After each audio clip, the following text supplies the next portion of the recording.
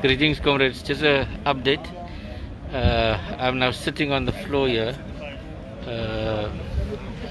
I'm not going to move until they open us and ensure that we have oversight to this place.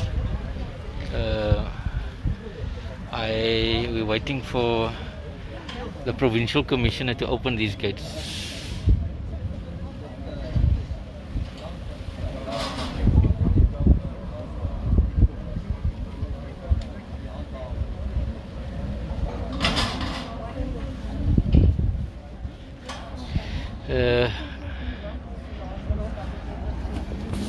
I just got the Colonel Jacobs just came in now on the instruction of the provincial commissioner. He's going to speak to the most high senior person there to open up these gates.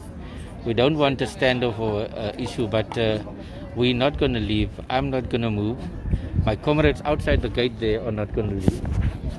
We are tired of being held ransom by the city.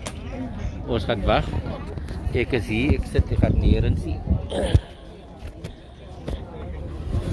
And that's the situation as is currently. I'm sitting here in front of the gate.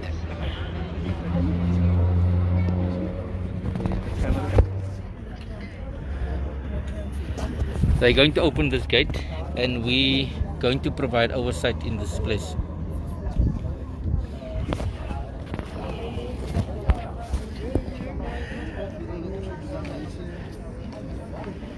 Ja, Elma. Ons kom van ver af. Ons het die boere die apartheid government gedefy and I want the city's unjust, uncaring attitude. I'm lonely, Brigadier. I want you to join me, man. I just spoke now. They said they're on their way. Yeah, I just spoke with Lincoln. Okay, they're on their way, yeah. So hopefully you can join me soon. So I knew you can get in. Oh yeah, you can get in because there's no problem. But my other colleagues, the councillors. Yeah, so Elma Aza was saying that, we defied unjust laws of apartheid. And we're also going to defy this unjust city that don't care for our people. I don't want to use that Cape colored word, but ek is ook gat for. They don't even acknowledge public representatives. My colleague Sotash is the leader of opposition. He was elected by our people, members of parliament. We are here and we're not allowed to come in. So I'm just staying there. Huh? Why? Venice. Thanks, my brother. So we are going to defy all the unjustness here. Clearly there's problems here on this camp. Clearly the doctors have given their reports. And so what we need to do is a multi-party approach where we decommission this camp. It's a nice word for saying that this camp must be closed. It's the festering time bomb. There's people that have been tested positively here. And so what we need to do is we need to get this place managed by a health. This is not a security thing. So we can't have security metro police to enforce this thing. We can't. We are in an epidemic, and so that's why I'm sitting here. I'm going nowhere. We're waiting for them to open this gate, and so that we can provide our oversight. That's just an update. It's like a unisword.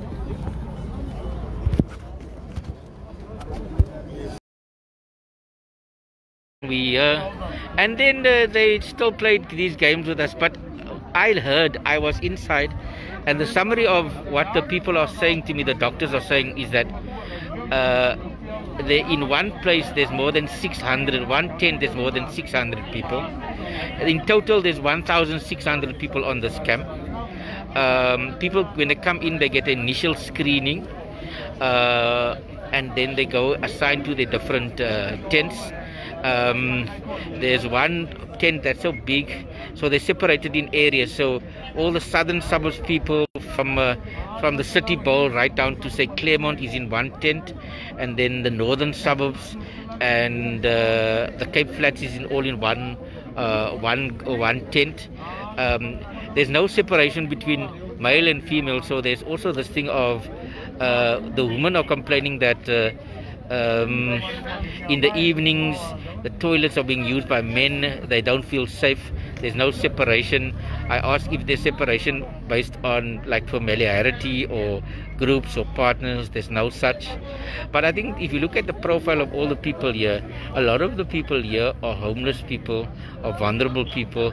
Their immune is compromised. Some of them are alcoholics, schizophrenia, psychiatric people that has mental illnesses.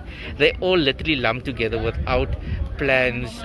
There is no screening. There's no support. There's no doctor. Can you believe it? For the last period, there's no doctor on site in the evenings. There was one person that had a catheter, and his catheter was bleeding inside. So clearly there's neglect that's happening on this camp. When I asked them what was the recommendations, the Doctors Without Borders are saying that they think that this place must be decommissioned. It's a polite word for saying that doctors are saying that this place must be closed down. They're also saying that people must be decentralized, so there mustn't be one place, because it is a hotbed of spreading the pandemic. So the recommendation is that it must be decentralized, which means they're taking the recommendations that our leader of opposition, Comrade Cameron, did early on, where he said that why don't we use our faith-based religious, community-based leaders to embrace people, take them back into the communities. So for example, if you look at all the psychiatric people, all the drug, and look at how we screen people appropriately, but this camp certainly is a hotbed. It must be done in a phased and planned phase. But I think more importantly, this command must be taken away from securocrats. We're not in a concentration camp. These people didn't do anything wrong. We're in a pandemic. We have a health problem. So this must be managed. Like our commander-in-chief, our president, has allowed Minister Zweli Mkhize to manage the health crisis, and he's got all his generals around him, Professor Abdul Karim. We must also allow that this place be managed properly by the most senior health practitioner, because we're in a pandemic. And so I think this is grounds for both JP Smith and the mayor to be charged. The president, you must investigate this thing, because President Ramaphosa, we must, just like you have sanctioned us as public reps if we did wrong, and one of our executive members have been sanctioned, we must also maybe investigate if this is not criminal negligence or negligence from the city side, because we've been asking now for almost 2 weeks for oversight. What does oversight mean? Oversight means that as a member of parliament, as a public representative and a servant of our people, we have to check who is doing the right thing, and we have to satisfy ourselves that money is spent properly, that the executive, in this case the mayor and the MACO members, are doing things according to the constitution and according to the law. And oversight means that if there is areas of improvement, we can make those recommendations of improvement. So that is my job. I'm just doing my job as I'm sitting here. As a member of parliament, we have to provide oversight for our people, and we have to make the recommendations. But I'm denied by the city, and given that we are in lockdown, where there's a national commander, we have a commander-in-chief. Our president, our beloved president, is the only commander-in-chief. He is meant to give us the marching orders, and I can't take my marching orders from the city. The president has given us as members of parliament the responsibility to go in our constituencies to help with food security, to help with keeping social distance, to help flatten the curve, to ensure that our people are secure in their homes, they stay safe in their homes, they stay positive, and we're all in this together. But here in Cape Town, there's a new set of rules. The city of Cape Town is deliberately undermining you, President Cyril Ramaphosa. When you put money down and say food parcels must be given to everybody, they do it in a partisan way. When you say that we must enforce the regulations, they try to interpret it in a different way. They think that this Cape Town is a republic on their own. So therefore we are calling on you, President, to help us to ensure that everybody abides by the rules, and there's not one set of rules for Cape Town and another set of rules for the country. We are in this country together. We in this crisis together. We must stand together. So that's what I'm appealing here. We are waiting. You'll see I'm inside. For those that just join us, I'm inside. I'm sitting here. I'm waiting for the provincial commissioner to open up for us. It's been since 2 o'clock that I'm here, and I'll stay sitting here.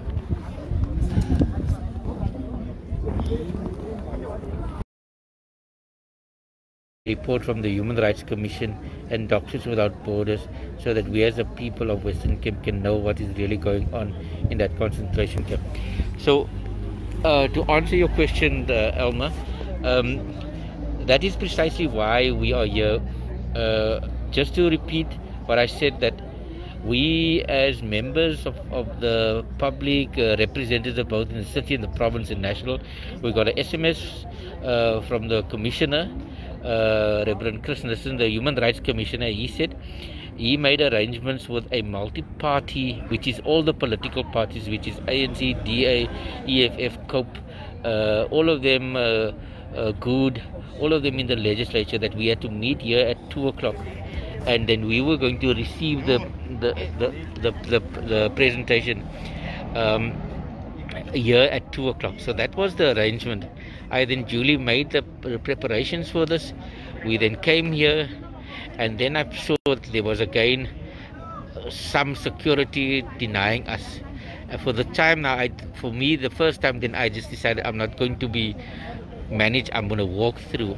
And I walked through, and I went to the Doctors Without Borders, the Medicine Without Borders guys, and that's what's happening here.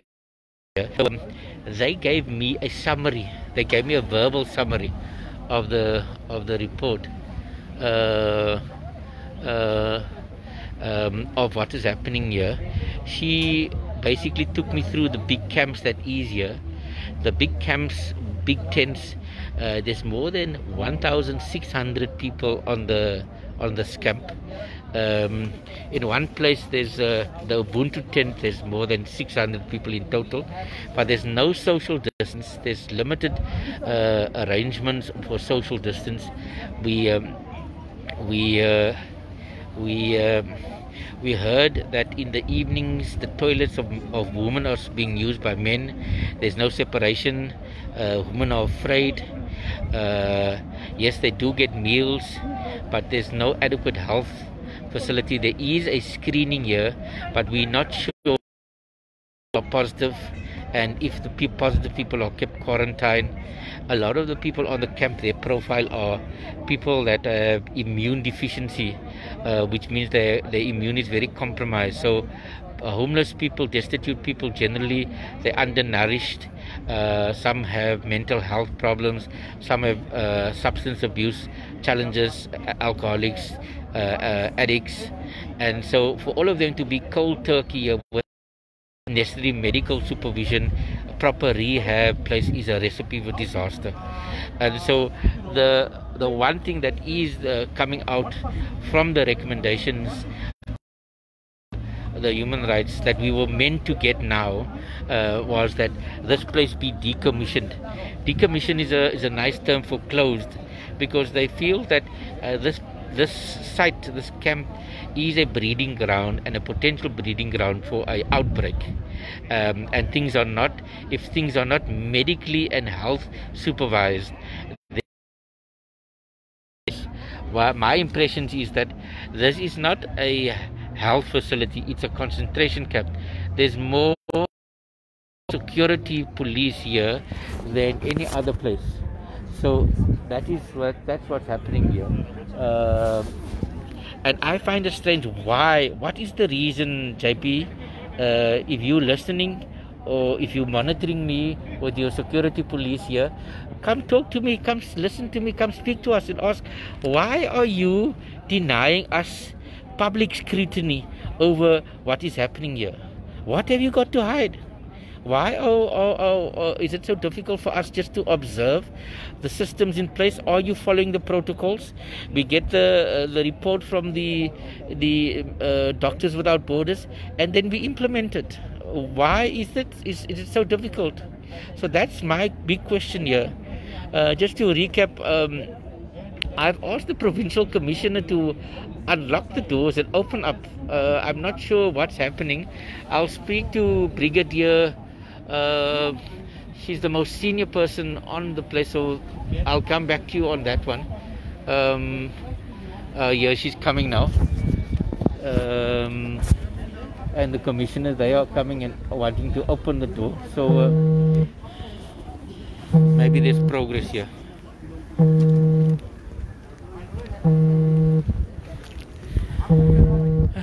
I'm gonna sign off for now.